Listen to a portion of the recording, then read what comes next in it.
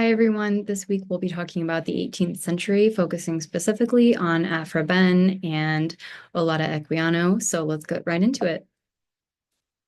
All right, so let's go over this timeline pretty quickly. In 1688, we have the Glorious Revolution, right? That's where we ended our last unit.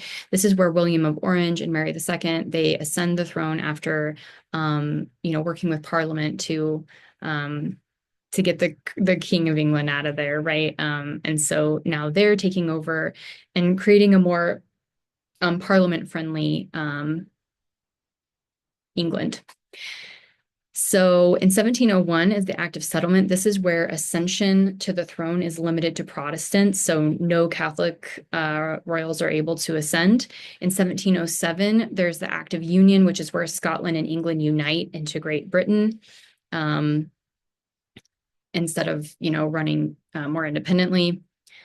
1701 to 1713 is the War of Spanish Succession. We don't have to talk a lot about this because it's not necessarily directly related to everything we're going to be reading. But what's important to note about it is that it ended up gaining England power and wealth, which was pretty important to this time period, right? Because we're getting into the early industrial revolution and certainly like the global expansion with colonialism and the slave trade, which we're going to be talking about today.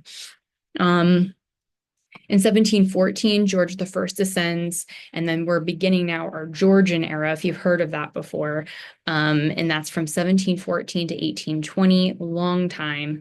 And then 1715 and 1745, we have the Jacobite uprisings. This is where James II's son and then later his grandson both come into England saying, I'm the real king, and they're, trying to fight. And especially in the 1745 version of this was like a pretty big deal and like pretty violent and upsetting. But both of these were unsuccessful. The Georgian era continues into the 1800s. And so then after this, we have from 1756 to 63, the 7 Years' War. And again, this is going to be building Britain's reputation and power. And then finally in 1780, this is where we have the Gordon riots. Essentially, we've been talking all semester about the kind of discrimination, violence, and oppression that Catholics were facing in England. And there was a new act passed that was lessening the types of discrimination that Catholics were facing in England. And as a result, and especially this was a very revolutionary time period, if you're noticing the date, Britons took to the streets and they rioted, right? Because they thought that letting Catholics like become enlisted in the army, for example, would just lead to Catholics overthrowing the Protestant rule. All right. So I really think before we kind of get into the works this week, we need to talk a little bit about slavery in Great Britain. And so I don't know how much you know about slavery in Great Britain. I feel like I was much more familiar with slavery in the United States, just having grown up here. But I think it's important to kind of get this context. So in the early 1560s, there's an English privateer, which is essentially like a pirate who he's able to do this. He's like a freelance government like Navy officer. Okay, so like for the Queen. But he's still kind of doing his own thing. But anyway, so he starts interrupting these Portuguese slave ships, and he basically takes them himself, stealing all of these people who are being enslaved and then taking them and selling them. And he only did he did 4 trips, and during that time, he transported 1,500 people into slavery. And that was only from the early, 1560s to 1568 when he was defeated and this ended. And then Britain doesn't really do the slave trade like, the Portuguese and the Spanish are doing until they establish the Virginia colony. Okay, so then once that's established, they resume their involvement in the slave trade. So this is in the 1600s. And then by the mid 1700s, it's estimated that there were between 10,000 to 20,000 Black people in London, just in London. Some were free, some were enslaved, some were fugitive, meaning that they had been enslaved, but had gotten away.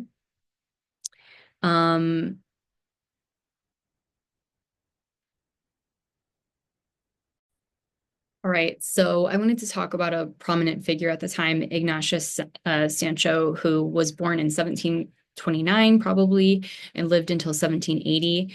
He was a free and prominent Black man in London who he was an abolitionist, which we're going to talk about more in a second. He owned a grocery and he wrote music and poetry. He had like a pretty like prominent friend group. He was well known. He's probably the first Black man who voted in Britain. And yeah, just like a very well-known and influential figure. If you want to learn more about him, by the way, I linked to like a further biography, which I thought was really great. Another important thing to kind of know about, I think, during this time period is the Haitian Revolution. So this happened from 1791 to 1804. And basically, Haiti was like a huge French colony, and it was very lucrative. And the reason it was so lucrative is because there were so many people enslaved in Haiti. And basically, because there's just so many people there, they were able to rise up together and overthrow the French rule. And so they beating the French and British armies and established the first country that is, essentially founded by formerly enslaved people. And basically, this was happening around the end of the 1700s, early 1800s. When this happened, the sentiments on the practices of slavery were already changing, but this really pushed things forward and changed people's opinions about this practice of enslaving people and whether or not it was going to be something that was sustainable. Because now there was like a pretty direct threat to the colonizers. And then in 1807, that's when the Slave Trade Act was approved in Britain, and this basically ended British slave trade. They were no longer participating. And in 1833, that's when there's the Slavery Abolition Act, which that is saying it's not just that we're ending the slave trade, but that slavery is no longer allowed in Britain. And the government of Britain paid for every enslaved person's freedom. Okay, so let's talk about these writers. The first one is Aphra Behn. She was born in 1640 and lived to 1689. And what she's really famous for, kind of her legacy, is that she's the first English woman who wrote for a living. So a lot of the other women that we've read throughout this course have been upper class, right? They're noble women. And so they have a little bit more freedom. Aphra Behn literally did not have freedom. And we'll talk about that in a second. So she started as a poet. She eventually started writing plays. She wrote a lot of plays, and then she started writing what we're now calling novels. We're not totally sure about her life story. There's a lot of different things out there bumping around. So we don't know who her parents are for sure. There's some places that will tell you who her parents were, but everything I'm seeing says it's still pretty contested. We believe she went to Suriname because of some of the things that she's said and written about, and especially in this book, seem to show that she has familiarity. And then we know that she probably got her last name when she married a Dutch merchant named Ben. So one thing we do know about her is that she worked as a spy for King Charles II, and she spied in the Netherlands. And the reason that we know that she did this is because he refused to pay her. Right. And so she actually went to a debtor's prison because she could not afford to go back to England. And she ran out of money because the king wouldn't pay her for the spying that she was doing for him. And she was literally begging him, writing him letters, constantly trying to get him to give her money so she could get out of this debtor's prison, right? Because people would go to prison for owing money. And this is a quote from her. She said she was forced to write for bread. And so this is when she starts writing plays and eventually would get into novels. Plays were a very popular form, especially when she started writing them. They kind of, for reasons, lots of complicated reasons, ended up becoming less lucrative, or like not allowing as many people to participate in playwriting. But she was pretty popular. Okay, and so she was able to make enough money to get out of there. Her legacy, I just want to talk a little bit more about her legacy, especially as a woman writer. The biggest thing, claim to fame probably, is that probably one of the most top famous female writers of all time, Virginia Woolf, wrote about Aphra Behn in her famous work, A Room of One's Own. And the way that she talks about her is basically she says, these other noble women in the past, they sort of wrote these frivolous things. They had enough freedom that they were able to write. But Aphra Behn she changed things because when she started writing, she was actually like sharing her thoughts and saying something. And even if it wasn't well received, which we're going to get to in a second. And so this was, she's owing the rights that women have now as writers and the way that they're able to do that to Aphra Behn. This is a quote from the Norton that I thought was great. It says, in a range of genres from simple pastoral songs to complex plots of intrigue, she candidly explores the sexual feelings of women, their schooling in disguise, their need to love upon the honest square, which is from her poem, The Disappointment, or no, to Lysander. To Lysander. For this, her work was later denounced as coarse and impure. And so basically, she was writing a lot about like female sexuality. Literally, she was writing about sex, which I'm going to talk about in a second. And what that ended up doing is that for a long time, people thought that they could kind of dismiss her because she was so immoral. And so it's more recent that people have revisited her work and kind of talked about how what she was doing was interesting and like groundbreaking, and not just like totally ignoring her because she was saying stuff women weren't supposed to say. Her first play was called The Forced Marriage, and I actually included a link here if you want to read it, which, according to Norton, exposes the bondage of matches arranged for money and status. And so she's writing about marriage from a woman's perspective. And then her poem, The Disappointment, is kind of infamous or famous now, I don't know, because she's literally talking about sex and she's talking about uh, the sex gone wrong, essentially, and a woman being disappointed by sex. And this was just seen as like so unbelievably like gross for a woman to do, like so unchaste and everything. And so people really were scandalized by this one. It's not very long if you want to read it. It's really interesting to contrast it. It's making me think about some of our discussion board posts where people have talked about how all of these love poems we're getting like the male perspective. We're not really hearing the female perspective. Like, does she even like this guy? And in this poem, you kind of get a sense of like what's going on. Okay, let's talk about her most famous work, though. So when Orinoco was published in 1688, this was not her most famous work.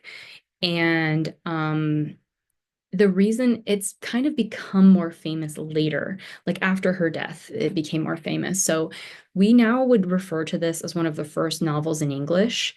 It is kind of a proto-ish novel, but I think we can go ahead and call it a novel. And basically, at this time, there's a lot of like scientific writing, and people were trying to do more prose writing as clear as possible. And so you're kind of seeing literally even just the way that texts look change, where it's like, paragraphs and stuff that we know, and we're more familiar with now or whatever. And things being more literal and realistic and in tone. And also more people were becoming literate. And so more people, regardless of class status, were becoming literate. And so this is going to end up changing the form of literature, right? As more people get to participate, and as we're seeing a major change from the types of writings being produced with these new science writings. So the novel is starting to be developed. This is something that we can now qualify or classify as a novel, even though people might not have called it that before. So this novel is going to have a frame narrative. What that means is that we have a narrator who is then telling her story or their story. I can't remember if they identify their gender, about this man that they met named Orinoco, and telling his story. So it's like we're getting the story through her, right? And for a long time, people just assumed that the narrator was Ben, and they even like gave her like the narrator's details as part of Ben's biography. But now we've kind of acknowledged that maybe this is a construct. This is just a character. One of the things that I thought was interesting, this is coming from Britannica, is, and I read a lot of this in the Norton too, is this idea that the reason that people, not just Ben, but like, we have like Gulliver's Travels, we're going to have a few other works that are going to be doing this. When they're writing about like quote unquote primitive people, these English writers, what they're trying to do is draw attention to how people who are like not Christian, right? They're like uncivilized. Again, lots of air quotes here, right? They are actually like better, morally superior to British people. Okay. And so this is going to be a good example of that. And one of the things that people have kind of used describing this is they've called it sort of like an abolitionist text, or like said that maybe Ben has, is maybe an abolitionist. Abolitionist meaning someone who is opposed to slavery. I have read a lot of interesting stuff that suggests that maybe that's a little bit of an overstatement, if not a lot of an overstatement, that Ben might have part of her reason that she values Orinoco so much is because of his that he's a prince and she was a royalist. And so it seems like maybe she has a lot of value in royalty and things like that. If you're reading her descriptions of him throughout the book, a lot of times she's drawing attention to features that he has that are similar to like white people's features, for example, describing like his nose or his lips, for example. And so there's a lot of things in here that I would I would hesitate to call humanizing or seeming to be abolitionist, right? But at the same time, we can see how this could potentially have a major effect on the way that British people think about, especially enslaved peoples, right? Or in just general African people, or, um, you know, all of the people that they're meeting as they're colonizing the world. Um, when this becomes more famous is going to be when it's adapted into a play by Thomas Southern in 1695. So this is after Bain has died, or Ben has died. And this is actually like a picture of suppose of that play. And so just kind of a note to in the play, Emonda is played by a white woman, and Ben, not Ben, Orinoco is played by a white man in blackface. And so there's some like changes here. Here we see it looks like he's about to kill her, which is what happens at the end of the book. I'm going to go over the plot as quickly as I can. Basically, Orinoco, he falls in love with Amoenda. They kind of get married, but it's sort of like unofficial. And while he's away from her, his grandfather, the king, finds out about how beautiful she is, and he decides he wants to marry her instead. But Orinoco and Amoenda are still in love with each other, and so they get together secretly, and they're discovered while they're secretly together. And as punishment, she is sold into slavery. And his grandfather actually, he feels so bad because slavery is worse than death. He tells her that, or he tells Orinoco that she's actually been executed. Um, at this point, Orinoco's a general. He successfully is fighting a battle. And then afterward, he meets this English captain who's like pretending to be friendly and invites him onto his ship, but it's all a trick. He betrays Orinoco and brings him to Suriname and sells him into slavery. I'm getting this quote from a summary that I got somewhere, which I can't remember now, but they describe this guy as an intelligent and kind-hearted slave owner. Again, I can't believe how many air quotes I'm using today. Treffry buys Orinoco, who is renamed Caesar. And by the way, this is like a very common thing that we're going to see with any slave narratives or stories about enslaved peoples, is that they are going to be renamed by whoever is like purchasing them or whatever, because this is just one of the practices that you would see when people were enslaved, is that they didn't get to keep their given name. They had to be renamed. When he gets he gets there, he finds that Imoendo is also there, and they reunite, and there's kind of like this brief moment of happiness where they get to have a little bit of privacy. She gets pregnant. They're sort of like married and happy, and the problem is that obviously they're still enslaved, and so Orinoco's trying to get away out of slavery. Meanwhile, these Englishmen, they continue to sort of betray him and block his efforts. And eventually he realizes the only way he's going to be able to do this is to use his experience as a war general to organize a slave revolt. But at some point when they kind of have won, it seems like, the governor comes up and he sort of says, like, he's kind of pretends to surrender himself, sort of. He's like, hey, we will grant you amnesty if you stop fighting, right? If you stop fighting us. And he's lying. He betrays Orinoco. And at this point, Orinoco is just so disillusioned. He realizes the only way out, and not even really out, the only way forward is to kill Byam, who has betrayed him and tricked him. And there's just really no other option. But at this point, he realizes that no matter what, it's too much of a risk. Like, I think he's essentially realizing that he's going to die. There's really no happy ending for him. And so he and Amoenda, they decide that they should kill her, that he should kill her so that she won't be punished after he attempts to kill Byam. And this is really where the book just totally downward spirals, obviously, because he loses the will to live after he's killed her and and she's pregnant with their child. And so at this point, he is sort of rescued by friends, but at this point, it's really too late, and he is captured and tortured and killed in really just horrible, horrific way, the most horrific way. And what's noteworthy about this, the reason that this part of the book is talked about is because he doesn't speak.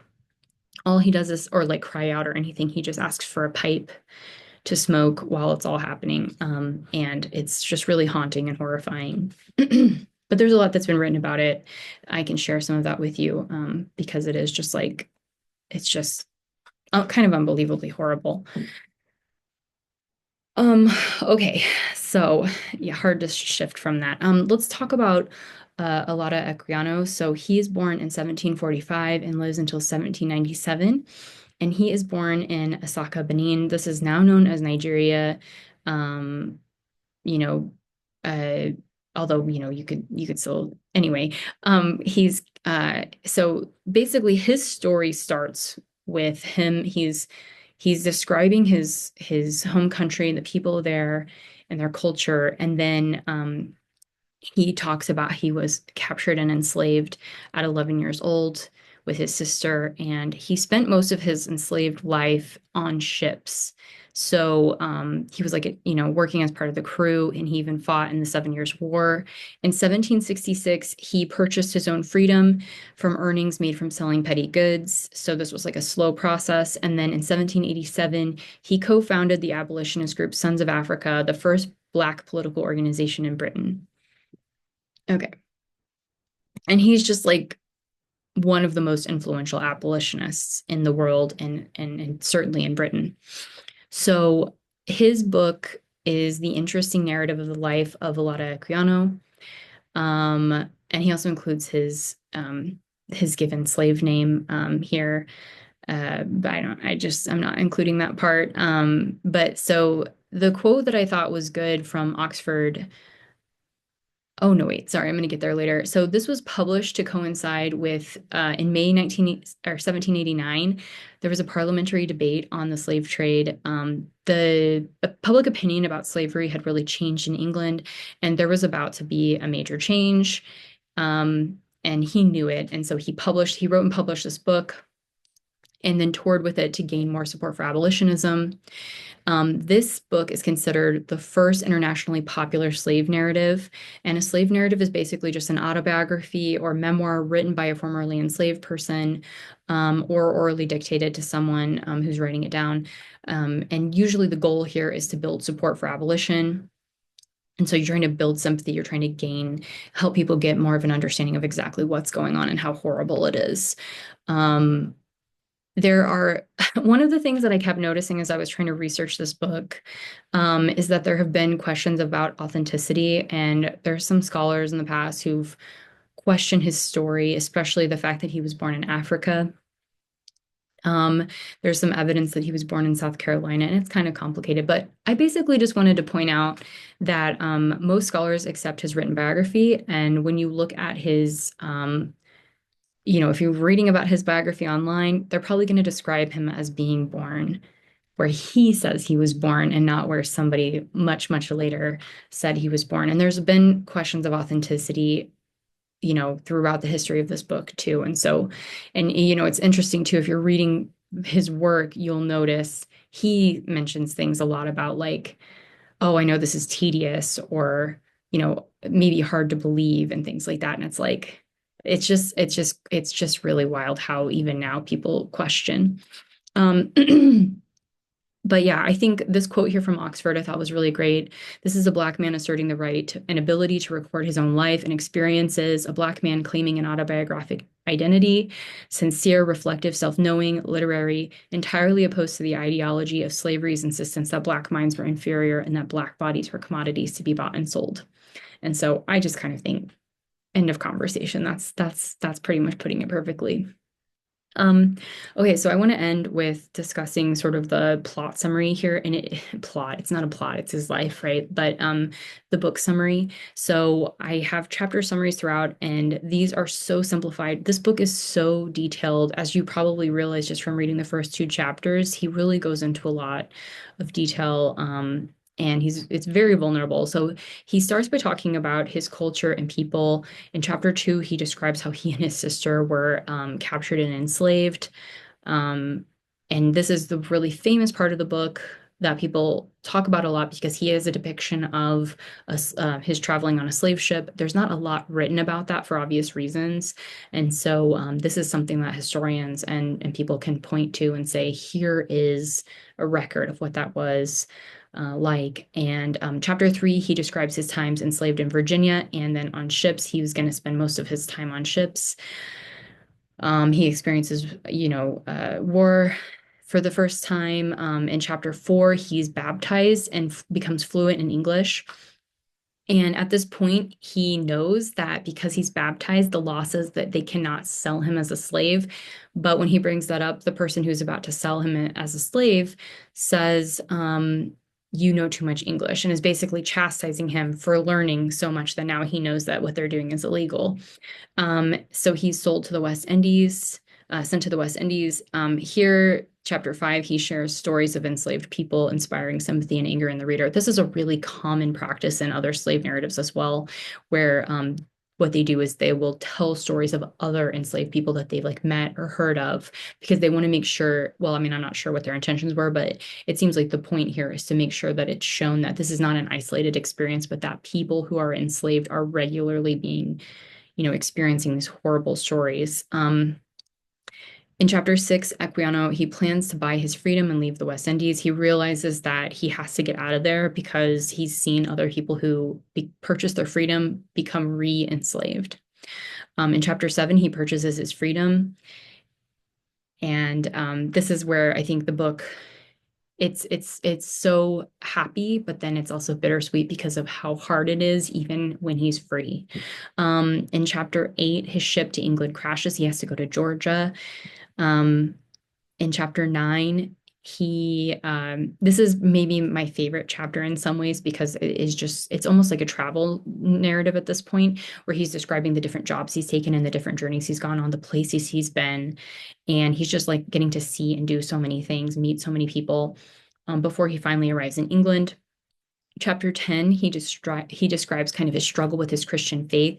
He learns about predestination doctrine, and this makes him question whether or not he can ever be saved. And it's just like absolutely devastating, which is just like I hate this chapter in a way because even though he ends up having this clarity and feeling so free at the end, it's like he's already gone through so much hardship and now he feels like he's hopeless because he can't be saved and he's going to go to hell. And it's like, just so devastating.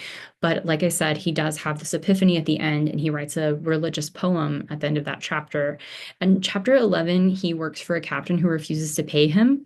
And he and his friend sort of advocate and try to get somebody to punish this guy or make him pay. And basically no judge, they go to, I think, 9 white judges. None of them will hear his case because he is a Black man testifying against a white man, and that was basically like just not done. And I'm not sure about English law. I know it was illegal in America to do that. It wasn't accepted as testimony. In chapter 12, he applies to work as a missionary in Africa, but he's refused ordainment, so they are not going to let him do that. Despite his like strong faith and his drive. He ends the book with the letters to like the Queen, by the way, and other powerful people, and just prose arguing for abolition. And it's just a very strong ending, especially after hearing so much of his journey. This is everything I wanted to cover this week. I hope this feels pretty thorough. I know we jumped pretty far ahead in time from the 1600s to the late 1700s. But I hope you can see how these two texts really speak to each other and why I wanted to make sure we read them at the same time. Please let me know if you have any questions, and I will see you all next week for our last readings.